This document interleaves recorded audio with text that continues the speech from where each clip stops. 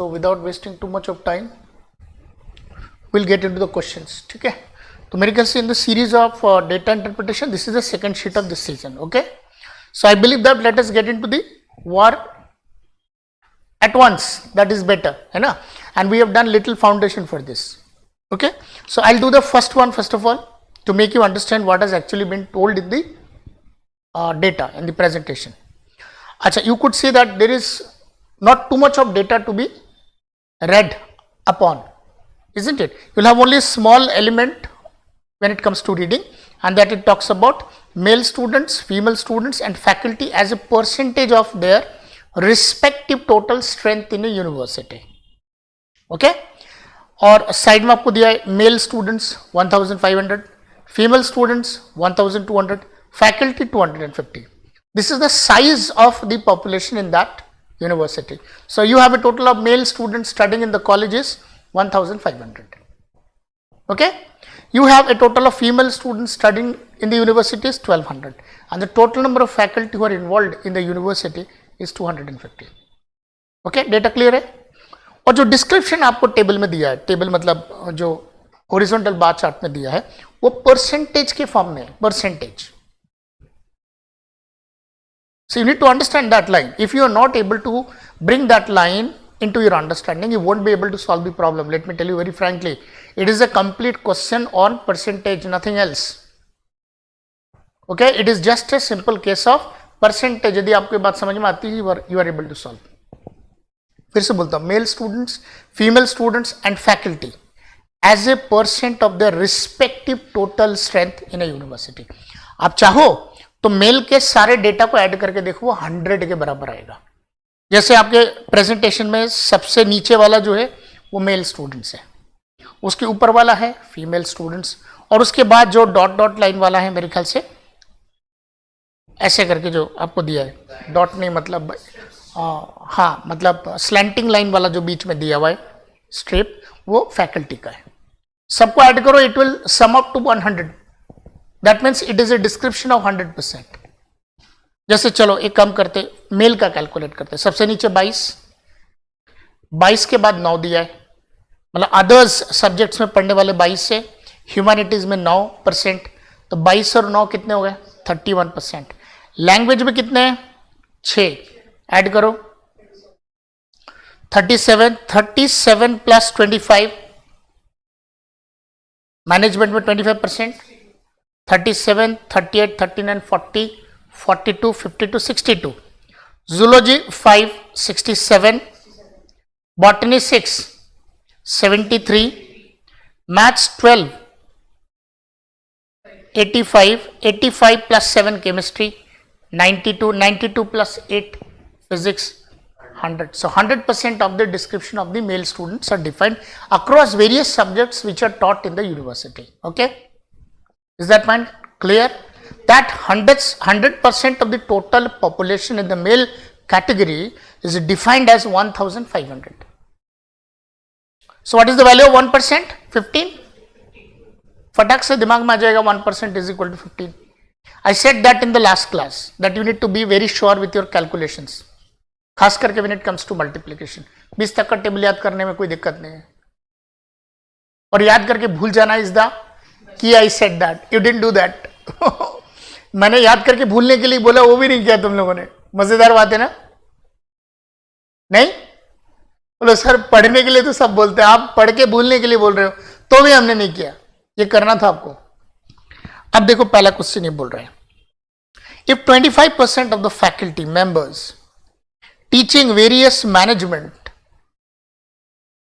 management are absent for a particular academic year.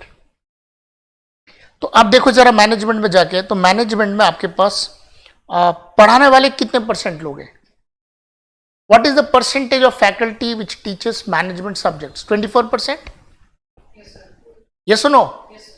So can I calculate 25% of the total faculty members? 250 faculty members है आपके पास में. 250 का मेरे को 24% calculate करना है. 10% है 25, 10% 25 है तो 20% हो गया 50.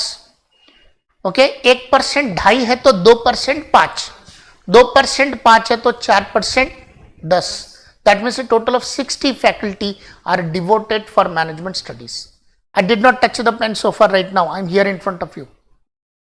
I can do it on this also ना. You can check this out. इसमें कोई दिक्कत वाली बात नहीं होनी चाहिए. ये आपका मैनेजमेंट है, ये 24%. So I have to calculate 24% of the total value of faculty, that is 250. 250 का 24%. You have to make the handy calculations. Okay? 60 निकल आया. अब उसका 25% एब्सेंट है उस एकेडमिक सेशन में. What is 25% of 60 people? 10% 6, 20% 12 और 5% 3. टोटल 15 लोग सीजन में एब्सेंट हो गए. तो 60 फैकल्टी में से 15 लोग नहीं आए. So how many faculty are joining the college for that academic session? 45. 45 लोग काम करने आ रहे थे. आपसे पूछा जा रहा है कि if 25% of the faculty members in management are absent for a particular academic year, then what is the then approximately how many faculty will be available for every batch of 40 student of management in that year? तो हर 40 बच्चे पे कितने faculty है? आप बोलते हो ना sir student to faculty ratio एक स्कूल में बैलेंस होना चाहिए. Only then you will be having a quality education in that college. This is what the idea of education is. Yes और नो? तो अब मेरे को हर 40 बच्चे में कितना फैकल्टी ढूंढना है. फैकल्टी की टोटल स्ट्रेंथ मेरे को मालूम पड़ गया. अब देखते हैं कि मैनेजमेंट में टोटल बच्चे कितने पढ़ते हैं. तो मैनेजमेंट में 25% लड़के हैं. No problem. Can you calculate 25% of 1500 people? 10% हो गया 150, फिर 10% हो गया 150, 300 और 5% हो गया 150 का आधा, दैट इज 75.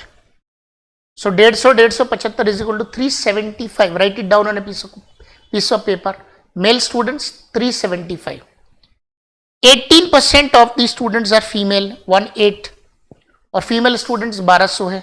उसका 18% निकालो. 10% 120, 1% 12, 8% 12 are 96. 120 प्लस 96 कितना हुआ?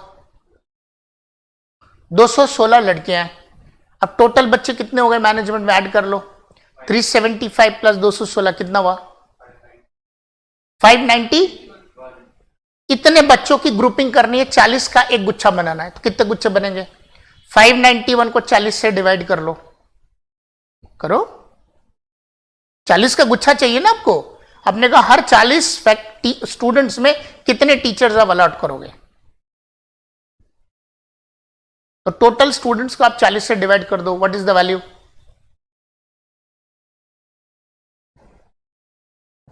आई am interested on the quotient. Remainder कुछ बचेगा आपके पास.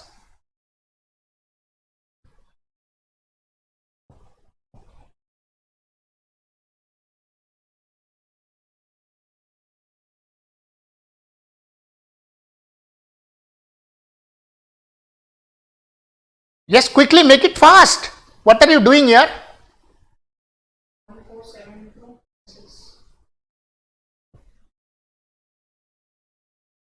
Come on here. Amazing.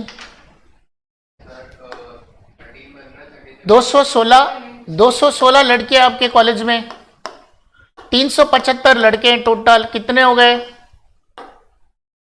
591. अब इसको 40 का गुच्छा बनाना है मेरे को. तो I have to divide it by what? 40. वो 40. तो 41 इज 40. कितना बचा? इसको लेकर आता हूं. कितना बचेगा? करीब करीब 15 बोल सकता हूं. 5 4 20. 200 भाई. 4 4 16. 160 माइनस करने के बाद मेरे को 31 बच्चे और बचेंगे. तो उसको मैं एक गुच्छा मान सकता हूं. उनके लिए भी तो फैकल्टी चाहिए. तो आप बोलोगे sir 40 into 5 is equal to sir 200. Sir लगभग आपको 15 ग्रुप चाहिए. You need how many groups? 15 lots of 40 students. यदि मैं पूछूं आपको कितने लॉट चाहिए 40 बच्चों का, तो यू हैव टू से सर 15 लॉट चाहिए. अब आपके पास फैकल्टी कितने हैं टोटल काम करने के लिए? 45. आपने निकाला था ना टोटल 60 थे, 60 में से 15 absent in that academic year, so you are left with how many faculty? 45। तो एक गुच्छे में कितना फैकल्टी दे सकते हो? 15 गुच्छा आपके पास, 3 दे सकते हो। 45 को डिवाइड कर दो, 45 would be further divided by 15, तो आप बोलोगे सर 15 3 45, सर एक ग्रुप में 3 फैकल्टी दूंगा।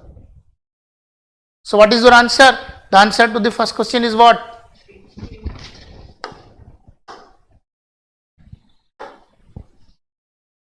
ये आ गया आपके पास, this is the right answer. क्या दिक्कत है इसमें? Is there any problem? ये समझना पड़ेगा ना बेटा। You cannot commit mistake just in dividing. Don't tell me that you are doing mistakes on dividing. No, I don't want any excuse on this ground. How can you make mistake on this? Again, try to understand. आपके पास data student का total दिया हुआ है, छिपा के दिया हुआ है. Data is just a hide and seek game. DI is a hide and seek game. Okay? I'm giving you everything, but I'm putting it in an impression or in a manner that it seems, oh my God, nothing has been given to me. मैंने सारे students की संख्या दे रखी है आपको. I have also given you the various percentage of faculty, students, male student, female students across various subjects. So what you want? Everything is given. फिर से data को यदि स्टडी करना चाहो तो आप दोबारा स्टडी कर सकते हो. There is no problem. मैं फिर बोलता हूं, आप देख सकते हो. फिजिक्स में ये फिजिक्स का जो लॉट देख रहे हो हॉरिजॉन्टल में, ये डेटा भी लिखा हुआ है यहाँ पर. 6%, 3%, 8%. 8% मेल स्टूडेंट्स, 3% फीमेल स्टूडेंट्स और 6% फैकल्टी. वो डिफाइंड है डिब्बे में आपको कि टोटल मेल स्टूडेंट्स कितना है, फीमेल स्टूडेंट्स कितना है और फैकल्टी कितना है. This is the total size of the people who are serving, either serving or studying in the university. And these are the percentage description of the various students, male students, female students and the faculty across various streams that are actually being taught in that university. That's it. क्या दिक्कत है इसमें? यदि मुझे ये समझ में आता है तो ये मेरे को बनेगा, because doing question would be the subset of what you understand from the given data. Now come to the second question.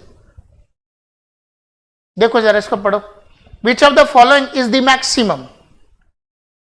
Which of the following is the maximum?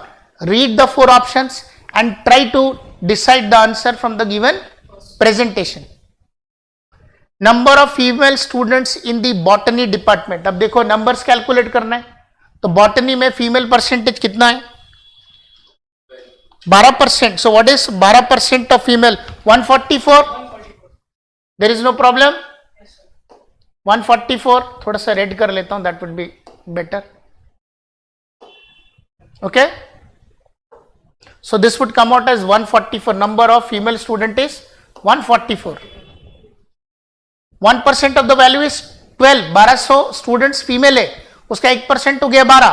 और आपसे बोला गया कि भैया number of which of the following is maximum, और आपसे पूछा गया what is the number of female students in the botany department. और बॉटनी डिपार्टमेंट में जब मैं देखता हूं there are 12% of the students are female, तो 1200 का 12% कितना होगा? 144. 1% is 12. 12 into 12 is equal to 144. It is a perfect square of 12. So definitely it is going to be 144. इसमें क्या दिक्कत होना चाहिए? You must have this sheet with you. It has already been placed in the portal. Interface में भी लगा दिया है. Okay, you can also download from that place. Okay, and the detailed answer key has also been uploaded. So I want you to do it. Okay, I will be only doing such questions which you are not able to solve. My job is not to do each and every question one by one. Okay, we are not in a school. You have to put your efforts and the mind. We have done 3 foundation class for DI. So I now take it granted that yes, you are going to be sitting and solving these problems. Sheet मैंने आपको hard copy में एक दे रखा है, बाकी मैंने portal पे लगा दिया है. I am here to solve your doubt. I am here to how somebody can catch the problem. What is actually been discussed in the problem? How to catch that? यदि वो समझ में आ गया आपको, you will be able to solve the problems. क्या दिक्कत है? अब देखो क्या बोल रहा है. Number of male students in humanities. Humanities में देखो क्या, humanities में मेल पूछा 9%. 9% of the students are male in humanities. The total value is 1500 students. What is 9% of 1500? 1% is 15, 9% is 15 into 9 is equal to 135. So this would come out as what? 135. ये आ गया मेरे पास. Number of faculty teaching management, अभी अपन ने calculate कर लिया पिछले question में, data was 60. And number of male students in the chemistry department, and it is defined as 7%, or 15 into 7 is equal to 105. Now you decide which one is maximum out of this 4. मतलब ये सवाल exam में ऐसे ही पूछे जाएंगे बच्चों, बात को समझो, टफ नहीं होता है पेपर कभी, सब करेंगे. You need to sit and try to understand कि उसकी उस स्टोरी में क्या बंधा हुआ है. Paper is a story, every question is a story, and you have to understand that. जब तक वो बात आप समझ नहीं पाओगे, सवाल नहीं करना है अपने को. You have no right to get into the question unless you understand the complete theme completely. Over a period of time, you would automatically decide whether to go ahead with the problems or to leave that question completely. This is what is going to happen in the exam. Nothing called miracle does exist in our exams, let me tell you very frankly. आपको पूरा सवाल समझना पड़ेगा, उसके बाद उसमें जो बातें कही गई है वो आपको करना है. यदि सवाल समझ में नहीं आया, स्टोरी समझ में नहीं आया, आपको कोई हक नहीं बनता है कि आप जाके सवाल पे हाथ लगाएं, क्योंकि वो सॉल्व नहीं होंगे, गलत हो जाएगा. You got my point what I mean? Now I am putting you the understanding further. Let us go to the next one. Zoology student pay an annual fee of ₹25,000 each, similar to what we people pay in the college when we take admission, isn't it? So when you get admission in the zoology department, you are supposed to pay a total fee of ₹25,000. So what I need, what would be the collection of the zoology department? Depending upon the number of students who are studying in that department, isn't it? Yes. To find out the number of people who are studying in this department, you have the data given to you, the percentage of male and female candidates. Can you calculate that? Zoology में total देख लो mail कितने पढ़ रहे हैं. There is 5% male. 15 का 5% कितना हो जाएगा? 15 5 75 students. Please write down. 75 बच्चे मेल है उसमें, और फीमेल स्टूडेंट्स कितने हैं? 8%. 96, 12 into 8, 1% is 12. 12 into 8 is equal to 96. 96 plus 75 is the total number of students or the strength of zoology department. Can you calculate that? What is the total strength of zoology department? You calculate the total students. 96 plus 75, 171 students, each one is paying ₹25,000. Okay, each one is paying how much? ₹25,000. So 171, just a moment, 171 into ₹25,000, 25K is the total collection. This is your collection. Yes or no? अब आगे क्या बोल रहे हैं? The average salary of each zoology faculty member is ₹10,000 per month. Now can you calculate what is the distribution of money to the faculty? What is the percentage of faculty in the department? zoology department में faculty कितना है, calculate कर सकते हो? 8%. So what is 8% of 250? 2% 5 है, 8 5 40. अच्छा 2% 5 है तो 4 दूनी 5 4 20, 20 फैकल्टी है. हाउ मेनी फैकल्टी भाई? 8%. 1% इज 2.5, मतलब 5/2 इंटू 8, 8 5 40, 40/2 मतलब 20, 20 फैकल्टी है. हर फैकल्टी को कितना सैलरी दे रहे हो आप? ₹10,000. 10,000 पर मंथ. तो सैलरी डिस्ट्रीब्यूशन कितना हो गया? सैलरी डिस्ट्रीब्यूशन हो गया, टोटल फैकल्टी कितना आपका? 20 फैकल्टी सर. और कितना दिया? 10K. इतना फैकल्टी को आपने डिस्ट्रीब्यूट कर दिया. I am just writing K to make my calculation minimize, that's it. If you wish to write down you can add 000, but I don't think that would be required. ठीक है ना. अब आपसे पूछा what percentage of the fee collected are paid towards salary for the faculty. Total earning का कितना percent आपने faculty को पे कर दिया?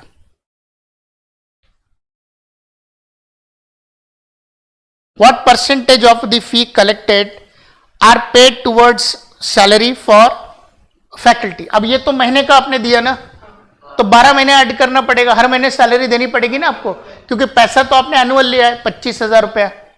तो हर महीने यदि आप इतना पैसा दे रहे हो तो 12 महीने में कितना दोगे आप? इंटू 12 हो जाएगा ना। अब जरा सा मल्टीप्लाई कर दो, 12 2 24, 12 2 24, 24,000 this is the salary distribution. जरा इसको कैलकुलेट करके मेरे को बताओ, 171 इंटू 25, 4275 000, इसी को मल्टीप्लाई करके आया। 171 into 25 is equal to 4275। I don't want, मतलब इतना हो जाएगा ना। ये के बोल रहा, ये बोलना चाह रहे हो ना आप, तो मैंने बोला ना कि के में बोलो, जीरो मुझे नहीं चाहिए। It is going to take lot of calculations. Okay, इतना मेरे पास, अब के दोनों में सेम है ना, मान लो लेट्स से के इज इक्वल टू 1, तो ये हो गया 4275 और 2400। मेरे पास इतना पैसा आया और इतना पैसा गया, तो ये जो पैसा गया ये टोटल का कितना परसेंट ये कैलकुलेट करने के लिए बोल रहा है। अच्छा, इसका जो आधा होता है 42 का, वो होता है 21 और 37 पकड़ लो, तो आधे से थोड़ा ज्यादा है, आधे से थोड़ा सा ज्यादा है। अब मेरे को उसको करने की भी जरूरत नहीं है। देखो, पहला ऑप्शन दिया है 56%, जो मेरा आंसर है। सेकंड है 51%, जो हो नहीं सकता, क्योंकि 1% में डिफरेंस इतना नहीं बन रहा है। Did you get my point? क्योंकि मैंने बोला भाई 50% इज 2137 और 1% हो जाएगा 42, तो 2137 में 42 ऐड करोगे तो अभी भी 22 तक नहीं गया, आपका तो 24 है, तो 51 तो हो नहीं सकता। 71% बहुत आगे चला गया और 4.7 हो नहीं सकता, तो what I am left with? तो you are not suppose to calculate even sometimes, and this is the sample of that. Is that point clear? So by default, I am going to get my answer from the 4 options, and in that way, the right answer would be option number 1. Please try to understand. You need to incorporate the idea of knowledge of either percentage or average or ratio in DI. DI में सवाल करना depends upon your understanding whether you are able to comprehend the whole idea of that presentation in the problem. यदि वो समझ में आया तो आपको सवाल अपने आप बनेगा। और सबसे पहले बॉडी लैंग्वेज पे आप काम करो। आप लोग सवाल देख के क्या होता है, चेहरा जो है वो एक्सप्रेस करता है, नहीं बन रहा है sir, I have seen it, जैसे मैं डन, ऐसा लग रहा है कि अब अगला 1 घंटा बहुत बुरा बीतने वाला है। सर दरवाजे में बंद करके, कमरे में बंद करके खूब डंडे लगाएंगे, क्योंकि अब तो सर डांटेंगे ना ऑब्वियसली कि बंद क्यों नहीं रहा है, ये आइडिया समझ में क्यों नहीं आ रहा है, क्या प्रॉब्लम है। तो please try to bring that interest out of your mind and heart. क्या होता है जब हम किसी को डिसोन कर देते हैं तो फिर वो उसके प्रति कोई इमोशंस नहीं आता है। तो यदि आप सोच रहे हो कि sir max is the disowned child of the family, ये सबसे आखिरी में खाना खाएगा, सबका खाना खाने के बाद बचेगा तो खाएगा, तो you can not bring equality at that place. Equality मतलब अपने आप से आप इक्वालिटी नहीं कर पाओगे, you won't be able to justify with yourself. यहां सर मेरा पेपर में पूरा कवरेज था, आपको याद है मैं बार बार एक ही लाइन बोलता हूं, कवरेज कितना बना नहीं बना does not matter at all, selection depends on your coverage in the paper, and coverage means within that time limit you are able to see the whole paper, and then conclusively you are able to solve not almost every question but questions which you think that reasonably enough to solve within that time limit, you will be selected. किसी भी section को पूरी तरह से हमें नहीं छोड़ना, इसलिए please change your body language with any subject. You are a student, आपका बॉडी लैंग्वेज बिल्कुल एकदम स्ट्रांग होना चाहिए कि हाँ ये करना है सर, सर हो जाएगा, सर आइए बैठते हैं इसके ऊपर डिस्कस करते हैं, सर आइए इसके ऊपर बताइए, कुछ आइडिया आपके पास हो तो हमें दीजिए। जैसे सुबह के टाइम पर तुम वो लॉजिकल कंसिस्टेंसी वाला सवाल लेकर आए, मैं चाहता तो उसको टाल देता, पर मुझे लगा वहीं पर देख करके कि इसको नहीं आता लॉजिकल कंसिस्टेंसी कैसे ढूंढते हैं, इसकी वैरायटी क्या होती है, और मैं बैठा फिर कि चलो एक काम करते इसको फटक से देख लेते हैं। इसमें 4 ही टाइप के होते हैं, 4 ही टाइप के होते हैं, एंड आई डिस्कस, तुमको तुरंत समझ में आ गया। Now I believe that next time you are not going to commit any mistake. तो वो जो स्किप करने वाली सोच है ना, उससे प्लीज थोड़ा सा बाहर आ जाओ, ठीक है? करना है तो करना है। अगला सवाल बताओ, next question, what is the ratio of the number of students taking maths, physics and chemistry to that of the students taking botany, zoology and languages after rounding off the respective totals to the nearest 100? आपको rounding off में रखना है, मतलब integral values में रखना है, ठीक है? Did you get my point? तो मेरे ख्याल से सारे सब्जेक्ट में स्टूडेंट्स निकालने आपको सबसे पहले, और फिर ऐड करना है, और फिर रेशियो करना है। तो I don't think that this is going to be very tough. So this would give you what, 1:1। बताओ इसमें क्या है? Next one, by what percentage does the number of students in the department with the highest number of male students exceed, मतलब you are supposed to make the difference out of this, exceeds that in the department with the lowest number of female students? तो पहले बताओ कौन से department में highest mail students है, पहले तो ये बताओ। Management, okay, and you need to calculate that value from the total.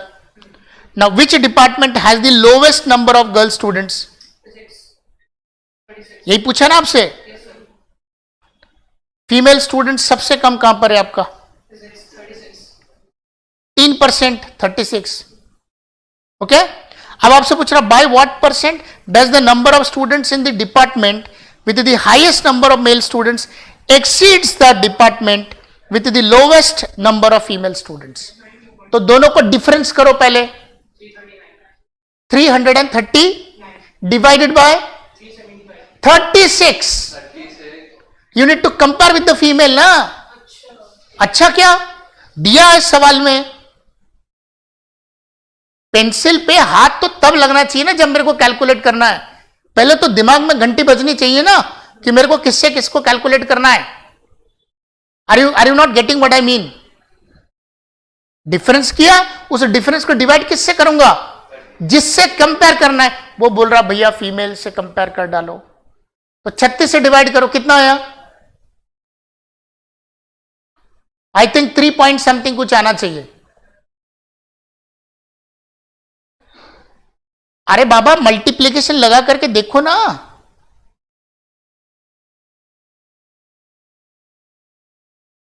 Total mail कितना आया? टोटल मेल मैनेजमेंट का 25% मेल कितना आया? 375 में से फीमेल हटा दो, कितना आया? 36 हटाओ, कितना आया? अरे 40 हटा दो यार, अप्रोक्सीमेशन से कैलकुलेट कर सकते हो, डेटा कितना दूर दूर है। 375 में से 40 हटा दो तो बचेगा कितना? 330। 330 डिवाइडेड बाय 36 या 35, कितना आया?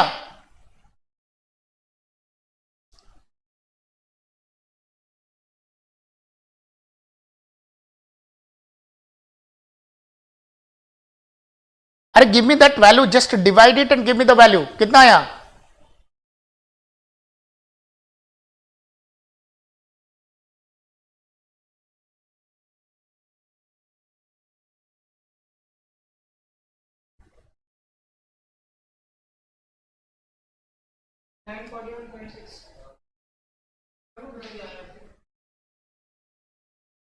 मतलब मैं 336 को 36 से डिवाइड करूंगा तो 941 आ जाएगा।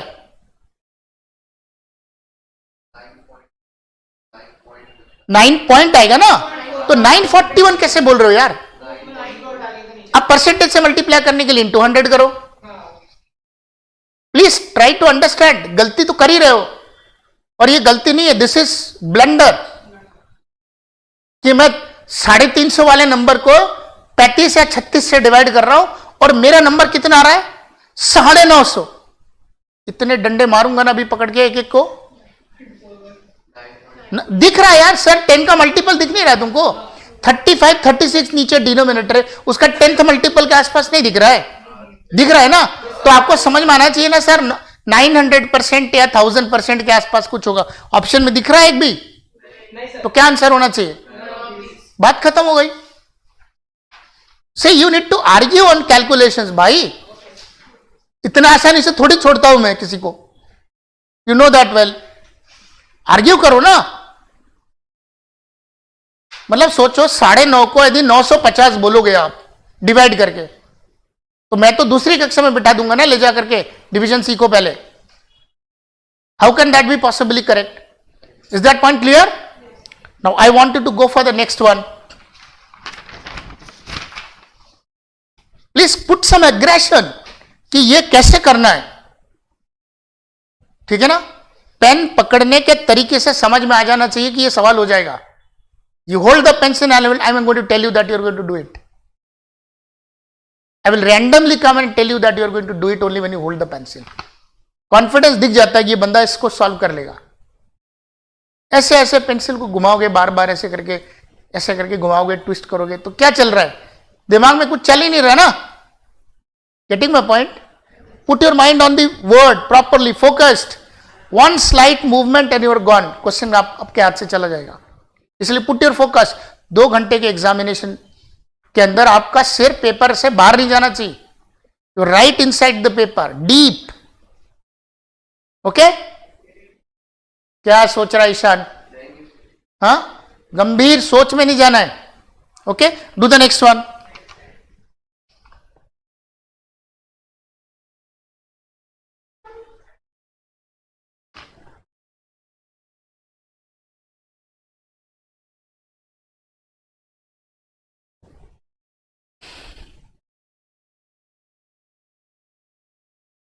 Now this is a description of the pie chart na.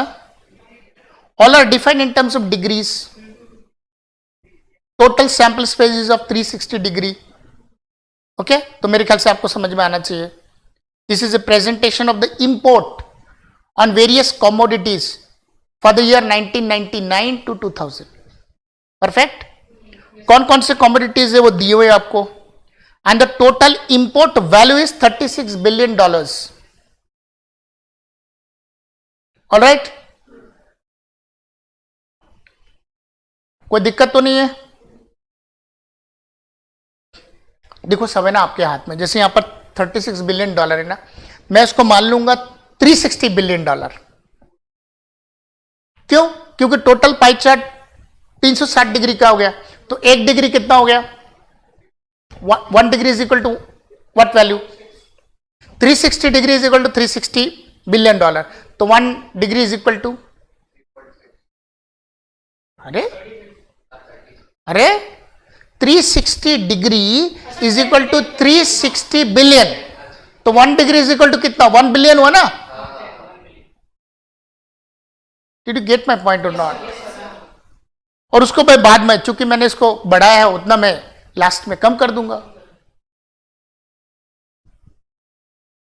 Okay, मैंने कितना किया? 10 टाइम्स किया ना 36 को, तो जो मेरा आंसर आएगा उसको 1/10 कर दूंगा। क्या फर्क पड़ता है यार? ये सुनो,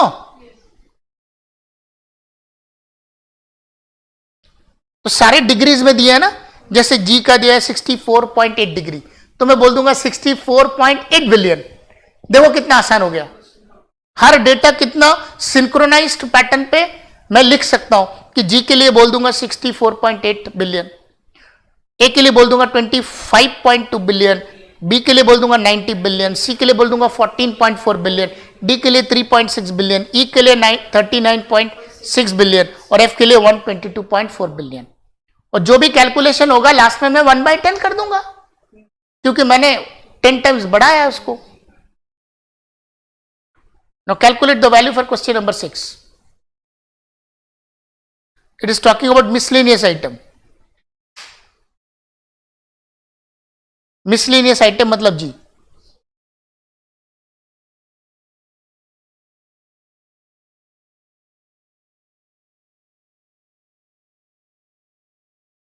64.8 is 40% of the 40% of the miscellaneous items imported are pharmaceutical products. So what is pharmaceutical products?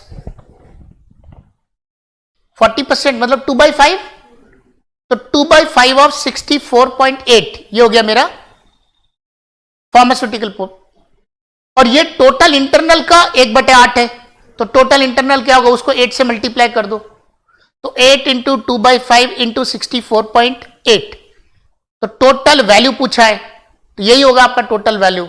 चूंकि आपने 10 टाइम्स बढ़ाया था, उसको 1/10 कर दो, दैट इज योर आंसर। मतलब 8 into 2 by 5 into 64.8 into 1/10 is your answer. You calculate this value, you'll be able to solve it. All right? So you are able to solve it? Calculate कर लो, हाँ नहीं, उसको इस सवाल को यहीं पर कैलकुलेट कर लो। 8 इंटू 2 by 5 ऑफ 64.8 इंटू 1/10, क्योंकि आपने सारे डेटा को 10 टाइम्स बड़ा करके रखा है पहले से, in order to make handy calculations go well.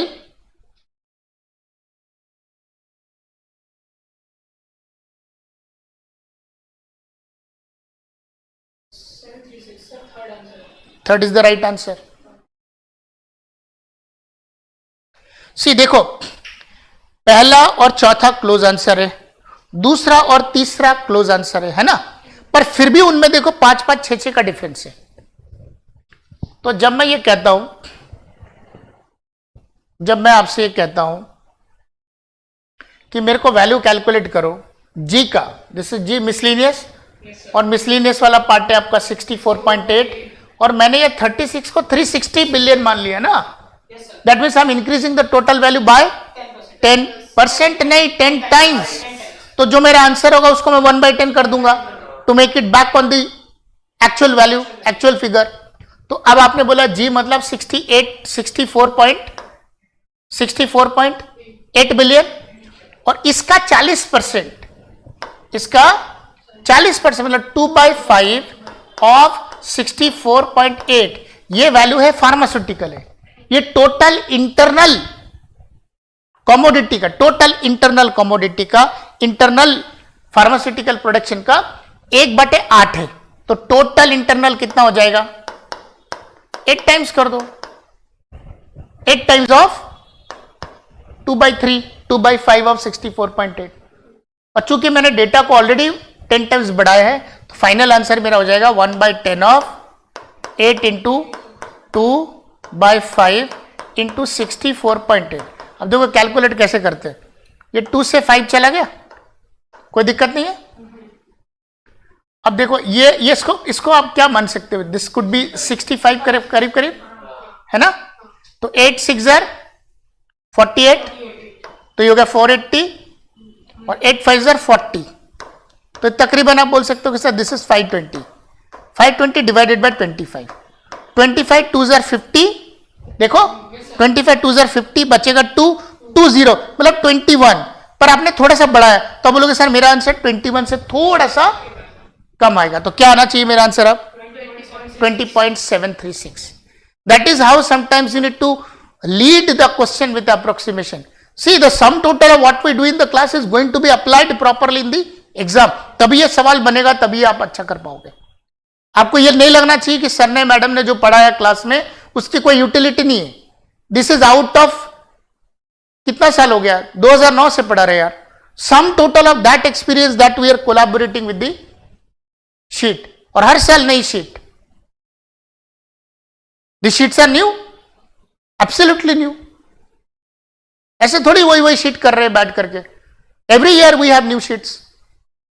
तो वो सारा कुछ मिला करके आपके सामने रखते हैं, तो जो आप क्लास में भी पढ़ते हो उसकी यूटिलिटी बहुत बड़ी होती है पेपर में, आप उनको इनकॉर्पोरेट किया करो। अभी मैं देख रहा हूं आप लोग कितना मल्टीप्लाई कर रहे हो बैठ करके, जबकि ऑलरेडी आपको मैंने पढ़ाया कि अप्रोक्सीमेशन यूज करना है डीआई में। DI means approximation because the options are too far away sometimes. हाँ, जब भी ऑप्शन बहुत क्लोज होगा, आपको लगता है कि नहीं I don't want to take risk, तब आप एक्चुअल कैलकुलेट करो, otherwise you can go for approximate calculations. तो this part would be done, कर लोगे ऐसा? सेकेंड वाला, I want all of this questions to be done right today here sitting in the centre only, okay? अच्छा, उसके बाद आ जाओ आप थर्ड वाले पे। थर्ड दिया है percentage distribution of members of different parties according to their professions. Okay, that means we are basically in the first table talks about the various professions like actors, lawyers, doctors, engineers, teachers, है ना? उस field से BJP में कितने लोग आए हैं उसका परसेंटेज में वैल्यू दिया हुआ है। फिर कांग्रेस में कितने लोग आए, जेडी में कितने आए हैं, सीपीआई में कितने आए हैं और एसपी में कितने आए हैं। When you take the sum of all these values, ठीक है, जैसे एक्टर्स वाले देखोगे 30% लोग बीजेपी में आए, 25% लोग कांग्रेस में आए,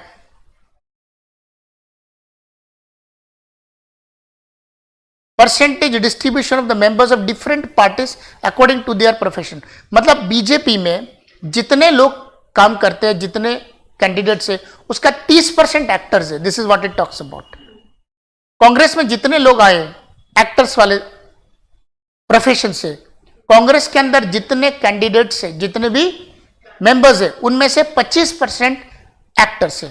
तो आप देखो, जब आप वर्टिकल चेक करोगे, the sum total of all this percentages will give you what 100।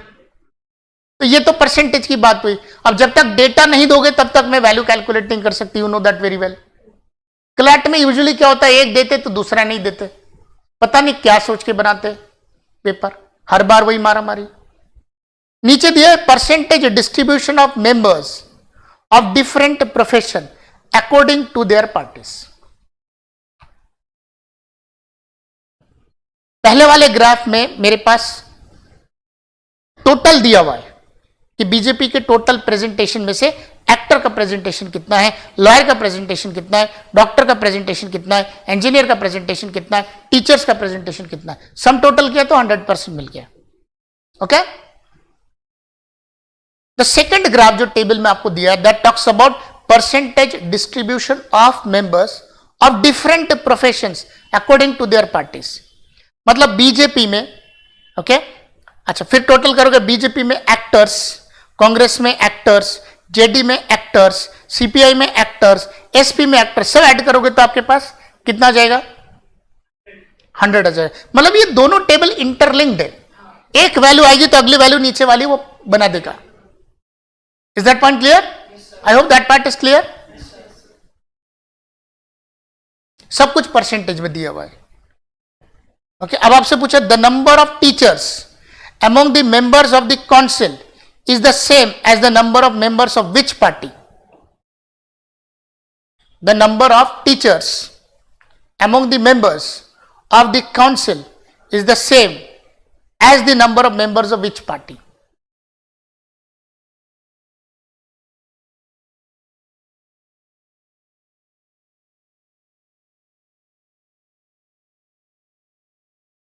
मिलाओ। टीचर 12% एसपी में सेम है। डेटा को जब आप चेक करोगे you will get this value. इसमें कोई डरने वाली बात नहीं, सिर्फ चेक करना है आपको। It is absolutely based on how do you check the data. SP में, ठीक है ना, टीचर का जो परसेंटेज है वो 12 है, और आगे जाओगे सेकेंड वाले चार्ट में टीचर्स का परसेंटेज 12 एसपी में है। सो देयरफॉर कौन सा कॉमन पार्ट है that is actually been talked in the question. तो मेरे ख्याल से ये वाला पार्ट कर लोगे, चार्ट कर लोगे पूरा का पूरा। See this is not my role to tell you each and every question, आपको बैठ करके करना है। whenever you will find out a doubt, I am definitely going to resolve it. Okay? But मेरे सवाल करने से आपको 1% का भी बेनिफिट नहीं होगा। You please mind this point. और जो मैंने बुकलेट दिया है डीआई का वो भी चालू हो जाना चाहिए आज से। ओके, चलिए अगला वाला देखिए। अच्छा, वी हैव डन 15 क्वेश्चंस। उसके बाद 16 से लेकर 20, that is on what, line chart. और लाइन चार्ट में क्या दिया है देख लीजिए। These questions are based on the following line graph which shows the percentage of expenditure। फिर से परसेंटेज में दे रहा है। फिर से परसेंटेज, अब वैल्यू नहीं देगा तो डेटा कैलकुलेट नहीं हो सकता। ओके, सब कुछ परसेंटेज में दिया है। किस चीज का है? एक्सपेंडिचर का। 3 कंपनीज। एल के लिए छोटा सा गोला है, एम के लिए स्क्वायर है और एन के लिए ट्रायंगल है। 2001, 2002, 2003, 2004, 2005 और 2006, 6 अलग अलग सालों का एक्सपेंडिचर का data, not in value but in percentage आपको दिया हुआ है। No problem. तो ज्यादा कुछ दिया नहीं है। वर्टिकल चार्ट पे आप देखोगे तो आपको पता चल जाएगा कितना परसेंट एक्सपेंडिचर है। अच्छा, एक्सपेंडिचर इज व्हाट? वो तो मेरे को भी मालूम है, खर्चा होता है एक्सपेंडिचर। अब कहां से एक्सपेंडिचर करते हो? मतलब बेसिकली आप बोल सकते हो कि सर ये मेरा इन्वेस्टमेंट है, खर्चा कर रहा हूं मतलब वो मेरा इन्वेस्टमेंट है। भाई किसी भी एंटाइटी को चलाने के लिए सैलरी देना पड़ रहा है, रेंट देना पड़ रहा है, सामान खरीदना पड़ रहा है, सब कुछ constitute together comes out to be the expenditure of that business which I am putting into the market, out of which then I am earning. My earning would be my income and income would be comprising of what? My expenditure and my profit. मेरा investment और मेरा profit जब sum up होगा वो मेरा income होगा। ठीक है, अब आ जाओ क्वेश्चंस पे। अच्छा, उसने ये डिफाइन भी कर दिया आपको कि परसेंटेज ऑफ एक्सपेंडिचर क्या होता है। उसने बोला कि टोटल एक्सपेंडिचर की value divided by total sale value into 100 is called as percentage of expenditure. ठीक है, प्रॉफिट क्या होता है? सेल में से एक्सपेंडिचर को सब्ट्रैक्ट करोगे, प्रॉफिट आ जाएगा। प्रॉफिट परसेंट क्या होता है? Profit divided by expenditure into 100, because your expenditure is your investment, isn't it? Then profit percent is always calculated as profit with respect to your investment. Okay, जिसको हम profit and loss में profit अपन CP into 100 कहते हैं। I think उसमें कोई दिक्कत नहीं है। ऑलराइट, तो मेरे ख्याल से ये बात आपको समझ में आनी चाहिए and this is not a very tough one. Data बहुत सिंपल तरीके से रखा हुआ है आपके सामने। You just have to access the data properly. ये सब डिफाइंड टर्म्स है। अब आपको पूछा जा रहा है इन 2002, ओके 2002 मतलब फिर से मेरे को टेबल की जरूरत पड़ेगी। In 2002 if company N made a profit of 3 lakh या 300,000, इसको पढ़ना आता है ना, 000 मतलब 1000 और ये 300,000। ओके, उस दिन मैंने सिखाया था सबको। So 3 lakh is equal to 300,000। Sometimes the examiner may play on this ground that how do you make the calculations on the basis of 100, on the basis of 1000 and so on, right? तो जो America में जो ज्यादातर data ना उसको ऐसे पढ़ा जाता है 300,000। हम लोग पढ़ता है यूनिट 10, 100,000, 10,000, है ना, लाख, 10 लाख, करोड़, 10 करोड़, अरब, 10 अरब, खरब, 10 खरब, नील, 10 नील, पदमास, 10 पदमास, लाइक दैट। और वहां पर वो अलग पैटर्न पे चलता है कि इतना कौन टर्म याद रखेगा यार, है ना। So we do it like this. ठीक है, तो 2002 के कंपनी का प्रॉफिट आपको पता है, तो वैल्यू पता चल गई। इससे सारी बातें टटोल सकते हैं हम। अब आपको एक्सपेंडिचर का परसेंटेज दिया है, डेटा में दिया है ना, इसमें दिक्कत नहीं होनी चाहिए। कौन से कंपनी का बोला? Company N. कंपनी एन का कौन सा ईयर बोला है आपको? 2002। तो ये आपका 2002 का कंपनी एन मतलब ये ट्रायंगल ये आपको दिया है 80%। आप अपना इन्वेस्टमेंट 80% लगते हो। Profit is always associated with expenditure. कितना परसेंट का प्रॉफिट है? आप परसेंटेज तो नहीं दिया बट वैल्यू दिया है। प्रॉफिट कितना दिया है? 3 लाख का प्रॉफिट है। What is the expenditure in that year? What is the expenditure in that year? आपको पूछा है if a company N makes a profit of 3 lakh, तो उस कंपनी ने एक्सपेंडिचर कितना किया?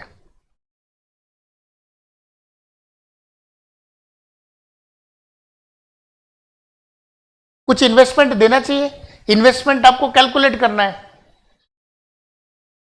ऑलराइट,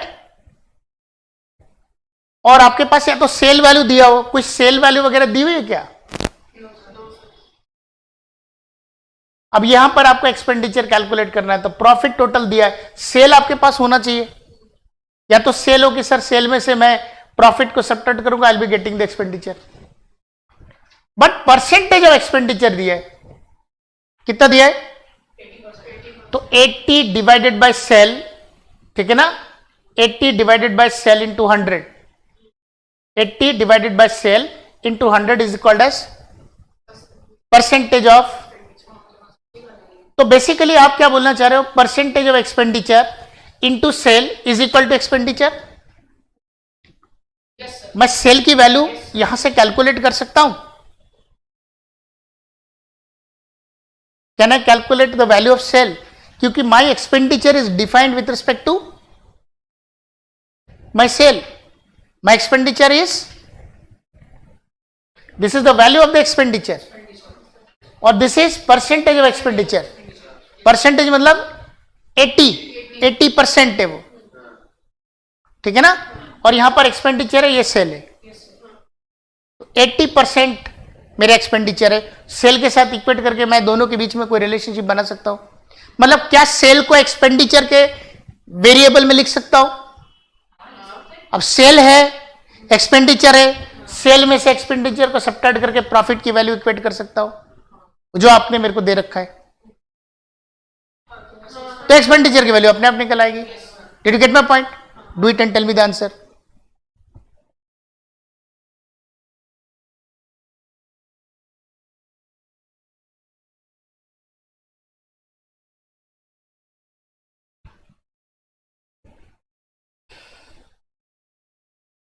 जल्दी, मेक इट फास्ट।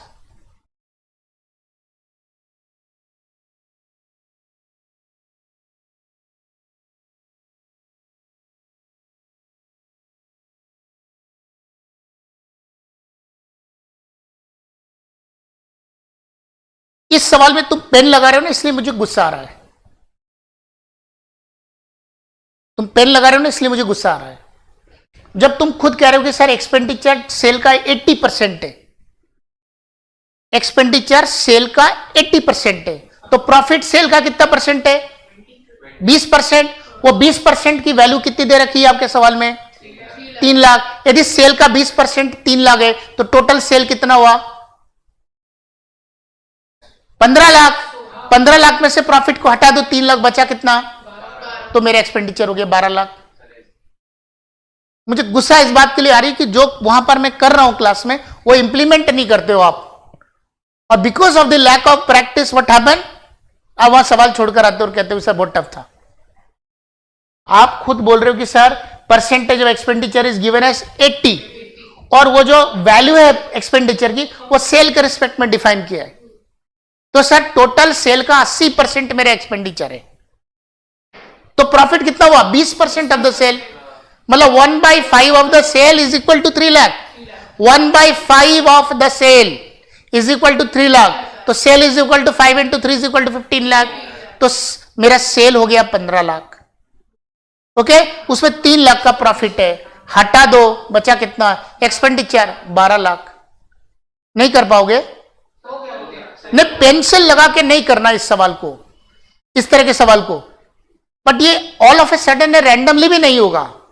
पहले आप करोगे करोगे करोगे, फिर आपका माइंड मेकअप बनेगा, then over a period of time you will be doing it like this, कि सर परसेंटेज में मैं बिना पेन लगा करके, पेंसिल लगा करके इसको कर सकता हूं। हो जाएगा ये पूरा का पूरा। This one is again not tough, I know you are able to solve it. ये हो गया total 20 question. Will you be able to solve? अभी हो जाएगा पूरा। आइडिया समझ में आ गया क्या बोला मैंने? डेटा को कैसे देखते हैं, टेबल वगैरह, डेटा को कैसे चेक करते हैं, how to correlate with the data, the idea of percentage, average and ratio are the only thing that we need to know. इसके अलावा कुछ नहीं चाहिए आपको डीआई के सवाल करने के लिए। Rest part of mathematics is a pure mathematics that we study individually chapter by chapter. Is the question clear? Is the question clear? तो अब इसको बैठ करके बाकी के सारे सवाल को सॉल्व करके जो नहीं बनेगा वो मेरे पे आना चाहिए डाउट, ठीक है ना? ठीक है, and solve it today only. Okay, and also the same question has been already uploaded. वहां से यदि आपको एक कॉपी और अपने पास रखना है तो आप रख लेना। सॉल्यूशंस भी मैंने लगा दिए हैं, but I want you to do it right now. और जो जो नहीं बना चाहो तो सॉल्यूशंस देख लेना, उसमें भी समझ में नहीं आता तो you can discuss it with me, right? Chale, thank you so much. May God bless you and have a great day. Okay. So this was how we basically do the class inside the center. So I would request all the people who find themselves not in the list of the National Law University this year, hard luck. But I believe that you must take your chance. If you have already scored 40 and plus, believe me, you should give me a chance. This is my promise that you are going to be in the National Law School next year. Thank you so much. Have a nice day. Bye-bye.